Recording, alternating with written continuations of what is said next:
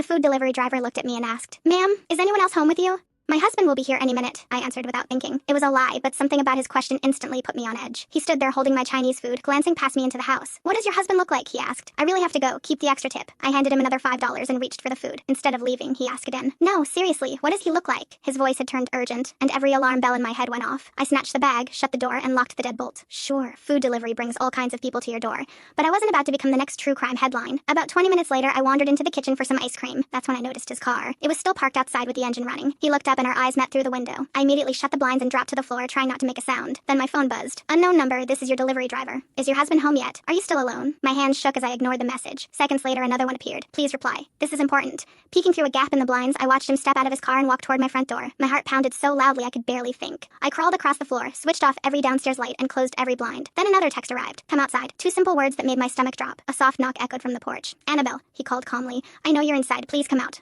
I'd had enough. I cracked the door open with the security chain still attached. "You need to leave before I call the police." Before I could react, his arm shot through the opening and unlatched the chain. He grabbed my wrist and pulled me outside. I screamed, but he shoved me into the back seat of his car before I could get away. I tried opening the door. Child locks. I kicked the window and yelled as he quietly got into the driver's seat. Then he reached over and picked up a baseball bat resting on the passenger seat. "Call the police," he said. "What?" Every bit of panic suddenly turned into confusion. "Call them, right now." He never looked at me. He just stared at my house with both hands on the steering wheel. I pulled out my phone and dialed 911. "The delivery driver forced me into his car," I told the dispatcher. But even as I said it, something didn't add up. If he wanted to hurt me, why tell me to call the police? The bat was right there, but he wasn't threatening me. He just kept watching my house. "Ma'am, where are you now?" the dispatcher asked. "I'm in his car outside my house on Maple Street. He's not driving away. He's just watching my house." I followed his gaze to an upstairs window. Then I froze. Someone was moving from room to room inside my house. My blood ran cold. "There's someone in my house," I whispered. "I'm outside with the delivery driver, and there's an intruder inside." I ended the call and looked at him. "Is that why you kept asking if I was alone?" He finally looked at me. There was no anger on his face, only concern. "When I pulled up, I saw someone climb through your attic vent," he explained. "At first I thought it was just a teenager sneaking back inside, but after I saw you, I realized that couldn't be the case. When you said your husband wasn't home, I knew something was wrong. The truth hit me all at once. He hadn't been trying to scare me. He'd been trying to save me. I was hoping you'd come outside on your own," he said. "When you wouldn't, I had no choice but to get you out." Moments later, police cars rushed onto my street and surrounded the house. The man inside tried escaping through the back. The officers were already waiting. They tackled him in the yard, his bright orange prison jumpsuit impossible to miss. Later, police told me he was an escaped convict who had broken free from prison transport just 2 hours earlier after killing a guard. He'd been hiding in my attic while I sat downstairs eating dinner, waiting for the right moment to attack. The delivery driver had saved my life by pulling me out before that could happen. I thanked him over and over. He simply shrugged. "No problem," he said. "It's part of the job." "Wait, what?"